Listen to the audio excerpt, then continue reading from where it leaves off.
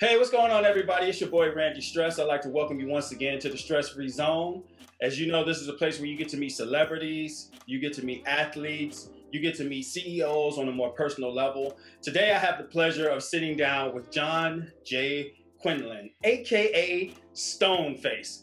And normally I jump into my questions, but I have to ask, where did the nickname Stoneface come from? Stoneface was actually given to me by my late friend, Manny Catalano, who passed away.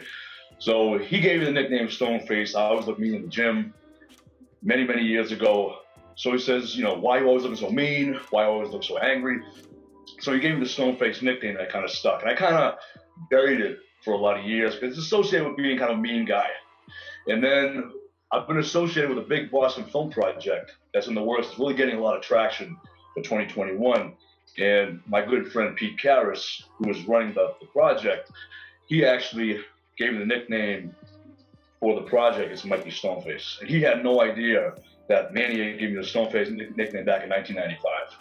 Oh, so wow. it's kind of ironic that he gave the nickname that Manny gave me. So that's kind of a sign.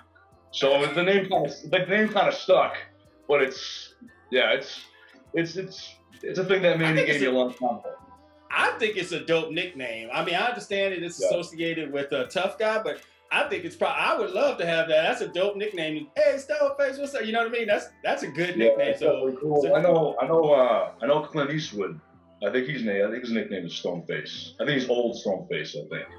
I'm not sure. Let people know some stuff because you have been doing this for a while. People love to see faces pop up and go, oh man, this guy's overnight. And it's like, this guy spent 20 years as a bodybuilder, a wrestler, a fitness model, but the part that got me the most is a romance cover model. And I know. you know, I had to bring that up. How many covers did you bring up? And look, I'm gonna ask this question too. And how many of them were you naked? Because I saw at least one where you were naked. Yeah. Well, you know what's funny? If you said to me, 20 years ago, you do these kind of book covers, I'd say you're crazy. But I got involved in that business, and I did a bunch of covers, probably 75 or so covers. And there were great people in that business, that industry. I made a lot of great friends. The office was great. It was really a platform to other things. But that's where I started off with the acting. Is Deborah Anastasia put me in it was a small hitman role for an online ebook, and I got a lot of good feedback from being this guy Becca Taylor as a hitman bad guy. And then I said, wow, I got a lot of good feedback from this. I want to kind of maybe parlay this into something else. And that's when I connected with Jillian in fitness, and she was putting together the Sense of Purpose Fighting for Our Lives film. And I auditioned for the lead role in that, and I got that role. And I got really good feedback from that. So that's how it kind of started. It started in that business, and I parlayed that into the acting. I was going to ask you, was the transition from acting scary or was it organic? No, it was a challenge. I'm not gonna lie, it was very challenging. A lot of guys consider and say, "Oh no, it was easy." For me, it was very challenging, and especially the first big lead role in a film that I had. I was lucky, first of all, that Jillian wrote this so well. She wrote the script so great. This guy was a multi-dimensional character. He wasn't really a nice guy, but you'd see a big character arc. He'd be happy, he'd be sad. I'd cry on camera, I'd be happy. But she wrote the script really, really well. So it was easy to follow along, but it was a challenge for me to really get into the character and really cry on camera. It's really challenging to cry on camera and make it look real. And study guys who had PTSD. I had to study these guys and how does PTSD make a person react, and how do they carry themselves, and what scares them. And so the role was a big challenge. But the thing with me was I got really good feedback. I was truly humbled by some of the feedback that I got for the role. You were the most tattooed romance model in the world from 2013 to 2014. Is this correct? Yeah, that's correct. And, times have changed in that business. A lot of times before I was involved, you wouldn't see any guys with tattoos. You wouldn't see guys who were bald either. It was always, Fabio with the long hair and no ink. So it was nice to have someone different. I was the only guy who was bald with a lot of ink when I first came in. And they accepted me, and I always like to be different and do my own thing. And it was nice to be the only guy there who was very unique. And I actually opened a lot of doors for a lot of guys after me that came in who were also bald with a lot of tats. And now it's widely accepted. But I like to think that I opened that gateway for a lot of these guys who would probably be ignored before that. They'd probably just shown the door. So it takes that first person, and it's good. It's good to know that you're that first person to come through. I like talking to first timers on everything. Absolutely, you know it. And I know you worked with Jillian Bullock on the film, and I was wondering, from everything you've done, because you've done 7 films, would you say this is the hardest role you played so far, or hardest on that level? It's really a double standard because, it was definitely the hardest role I had to play. At the same time, she was the best director I ever worked with. A lot of people don't realize she has the ability to write the most amazing script. So she actually put this script together. It was a very challenging role, but the way she did it, the whole thing meshed together really well. It was really easy to read. And if I was doing a real challenging role, to have a director and producer there that really kind of showed me the ropes as I was doing this to make it look real and really bring out the raw emotion and character, she was it. And I'll be honest, I probably could not have pulled off this role if it wasn't for what all she did for me. But like I said, I got really good reviews on it. But it was a team effort.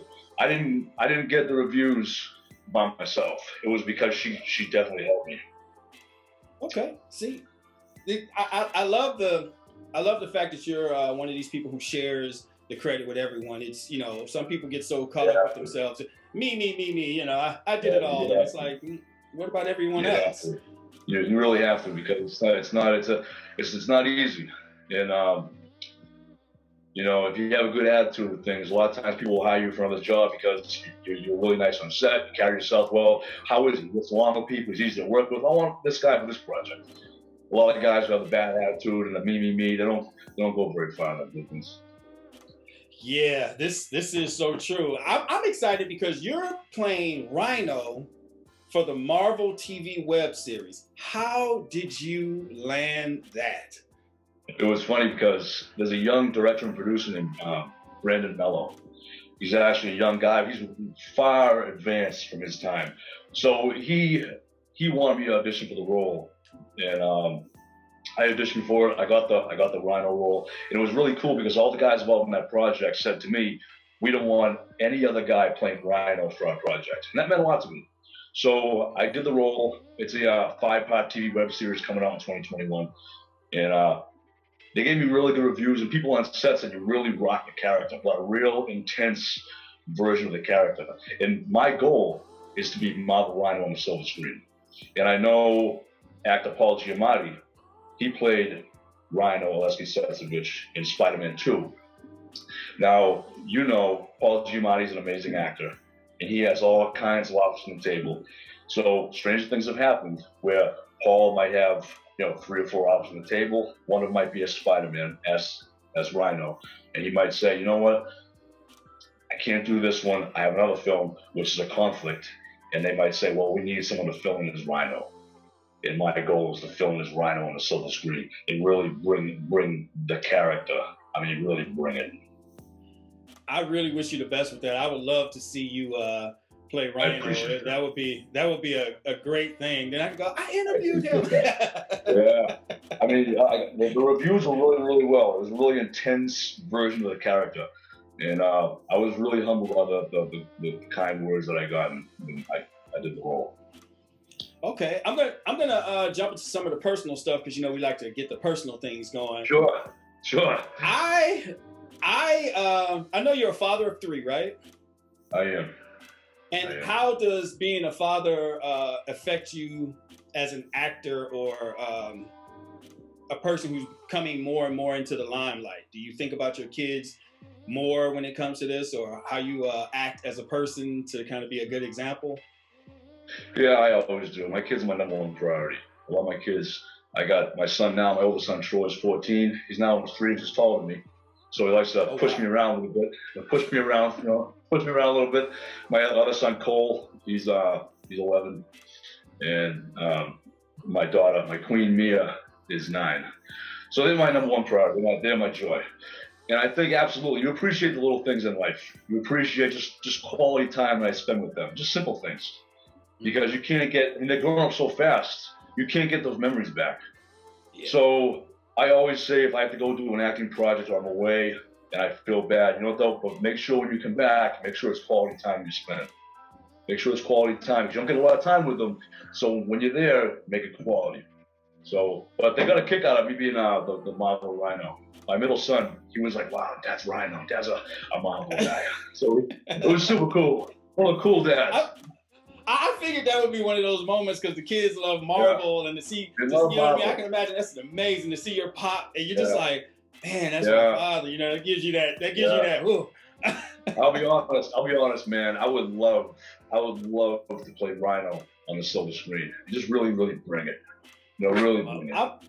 I'm really hoping that this goes really well for you and that allows you the opportunity. So it's safe to say that boxing, bodybuilding, and those types of things kind of help set you up for these types of roles because you're already a fit guy. And that's because you've done that so long. It's a natural thing for you to stay fit. You know, some actors, they go muscular, they get back to skinny, they go fat, but it's already in you to be these guys, like kind of like The Rock. How he's just a big guy naturally, and that's all you do. So I'm imagining those things help you a lot in this industry. Yeah, I've always enjoyed fitness. I've always enjoyed being active. I mean, fitness is associated with youth, and I think a lot of us don't want to lose youth. You don't want to lose it. I mean, I don't want to lose my youth. I do everything I can to keep it. And especially with 3 kids, you're only here on this earth once. So do everything you can to live as long as you can. So, but I've always enjoyed fitness. It kept me out of trouble.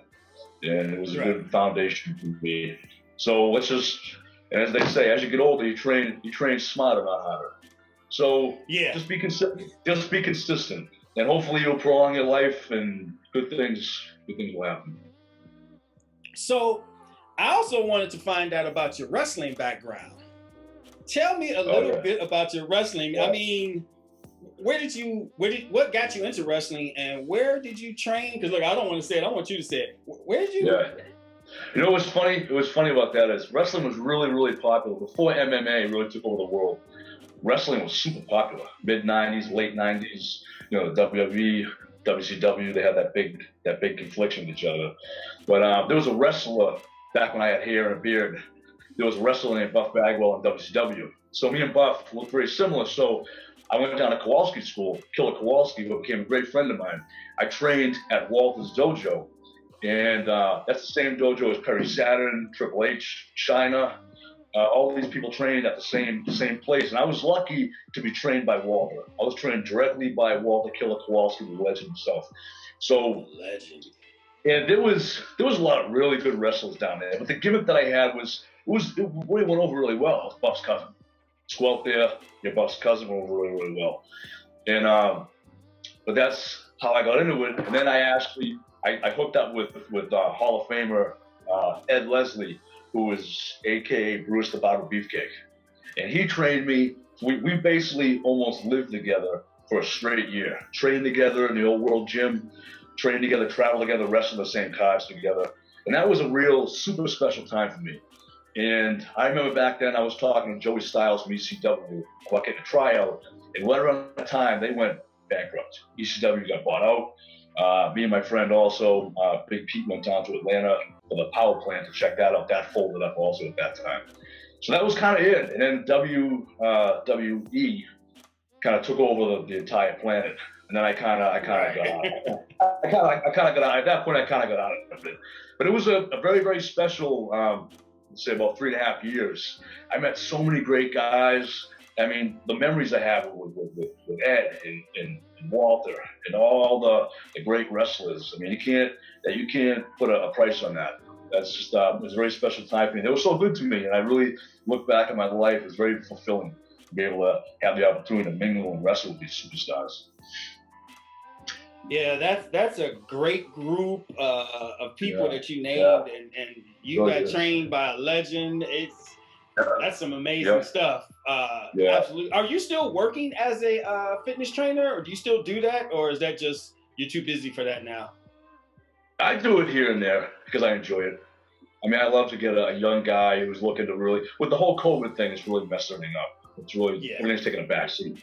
But I really, it's something I really enjoy doing as a young kid in high school that really wants to excel in sport, and to actually pass along some of the knowledge that I have to help him excel in sport, maybe get a scholarship. Some of these young guys are so driven, and they want it, and they listen to your advice, and they work so hard.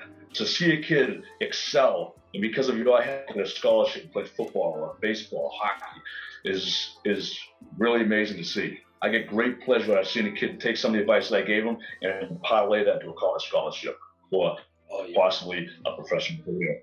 I mean, I enjoy helping people, especially in that business.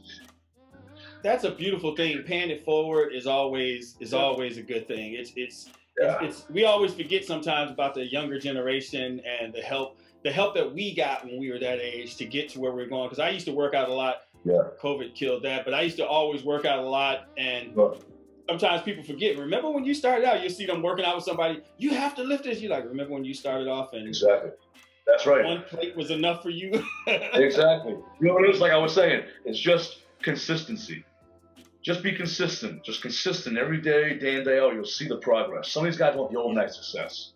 And I've been doing a lot of things for the past 20, 25 years. And even me, I'm still with them. I was going to say, I've seen guys in the gym get hurt because they want to keep up with the next guy. And I'm like, everybody. It doesn't matter. You can be the biggest guy in the gym. There's going to be a small guy who could do a workout that you can't do. That's what it is. I saw an interview a little while back with Tyrese Gibson. And he was saying that when he's in the gym, forget about the guy to the left and right of you. You do what you're doing. You focus on you. Don't pay attention to how much weight they're doing. You stick to your own plan. Because a lot of these guys, like you're saying, they'll see the young guy throwing out, I can not hurt himself. So you just gotta do your own thing. Leave the ego at the door. You know? Don't try to do too much. Be consistent and just stay. Don't be tempted. Because I've done it. I've done it. Don't do it. It's not worth it. Yeah. Not worth I've seen it.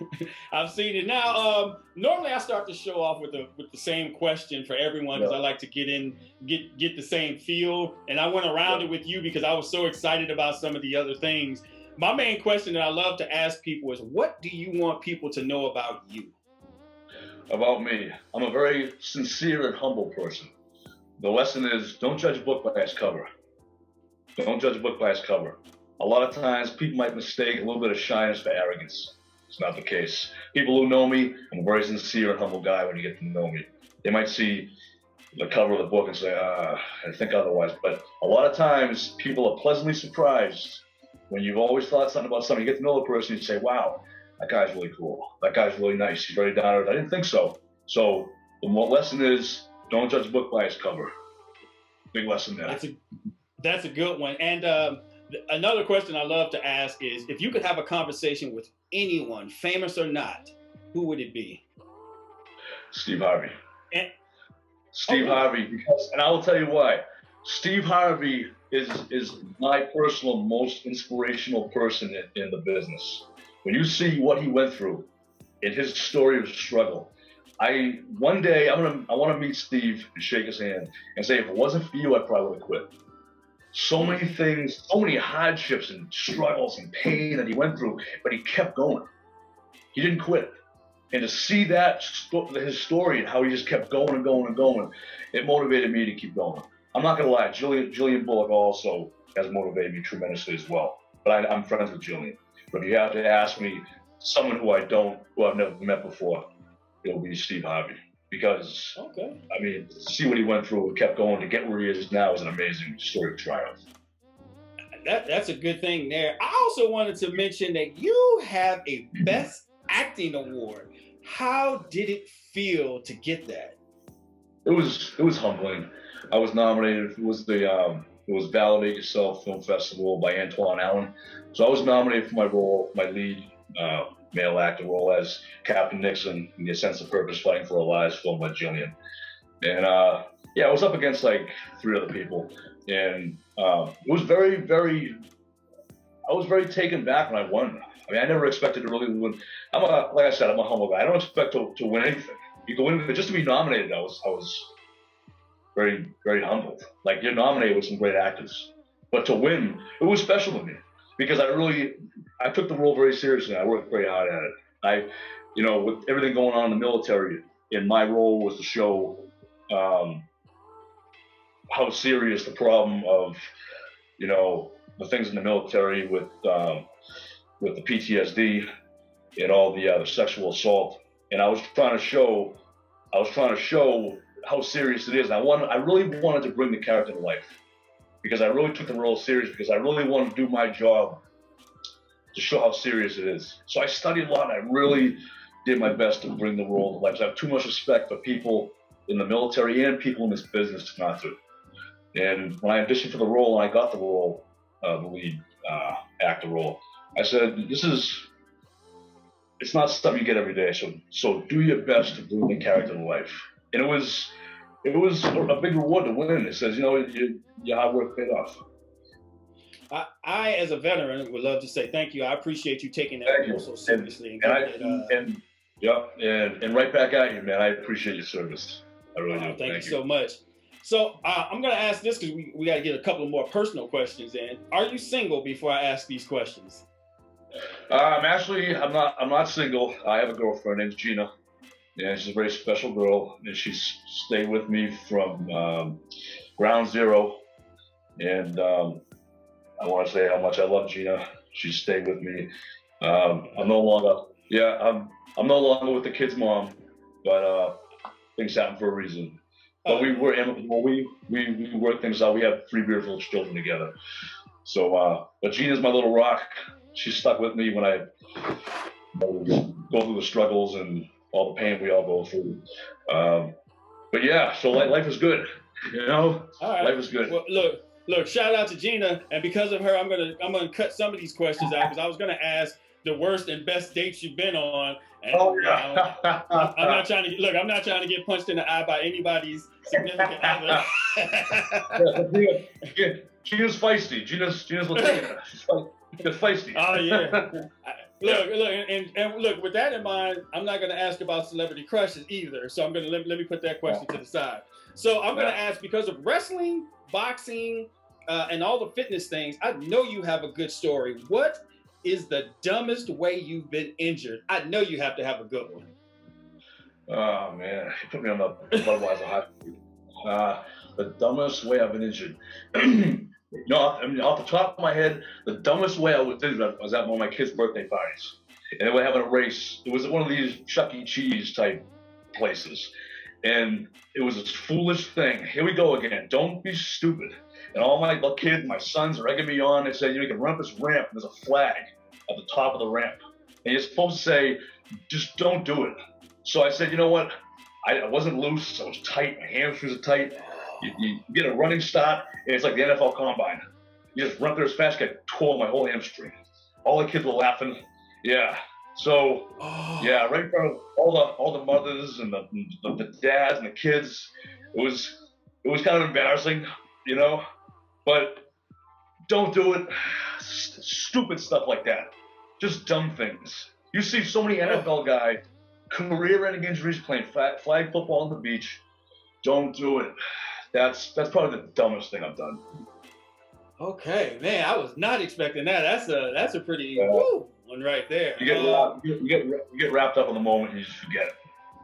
Yeah, I've done stupid things like that before. I've definitely done that. And since you're playing Rhino, we're getting short on time, but I'm going to ask you, since you're playing Rhino, if you could actually be a superhero, what superpower would you pick? I would definitely pick invisibility. Absolutely, invisibility. Think of all the things, all the secrets that you could find with invisibility, right?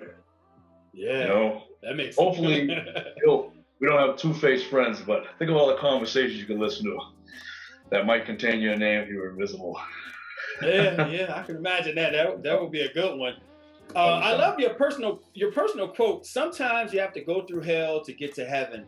I thought that was a phenomenal quote, because I myself, just like you, I'm doing like Steve Harvey. I'm chugging away. Every time I get knocked down a little bit, I chug. Yeah. So I totally understand that one. Yep, absolutely. It basically says that nothing in life is easy, and I think everything in life that's worth working for takes time. Very few people in this business are usually given something overnight. But I think people like Kevin Hart, Steve Harvey, guys who really put the time in and really sacrificed, those are the guys who are respected when they make it. They have a great story. The longer the story, the more you respect it. You respect that person for all the hard work. Look at Dwayne Johnson. As I said, hardest worker in the room. Hardest worker. Look how hard he works. You respect these guys. I love those stories of triumph. The guys who, the underdog, the guy who wasn't expected to do much. Stallone's story, another one, another big inspiration. You love these guys make it to the top. Really, it took so long. What they had to go through. I love that. All right, John. I appreciate it. I appreciate having you on here. We had a great time. I didn't realize 30 minutes went that fast. I'm getting a ding ding ding from our producer here. So it's time for me to wrap this up. I appreciate you having me. Yep. John Quinlan, it was an absolute pleasure having you on here. I look forward to seeing you on the big screen. I look forward to seeing you. I'm looking forward to seeing you playing Rhino. That's what I mean when I say the big screen. I'm looking forward to that one more than anything else. Everybody who's checking this out, I hope you guys had a great time enjoying the show. I'm your boy, Randy Stress. The Stress-Free Zone, as you guys know, I always tell you, remember to be stress-free. Live, love, laugh, enjoy life, hug a family member. Thank you so much, John. Thank you, man. Thank you for having me. So much respect for you and Sheila. I truly appreciate you guys having me on the show. You do a great show, and I look forward to being on your show again sometime in the future. I look forward to that. You have a great day. You too, man.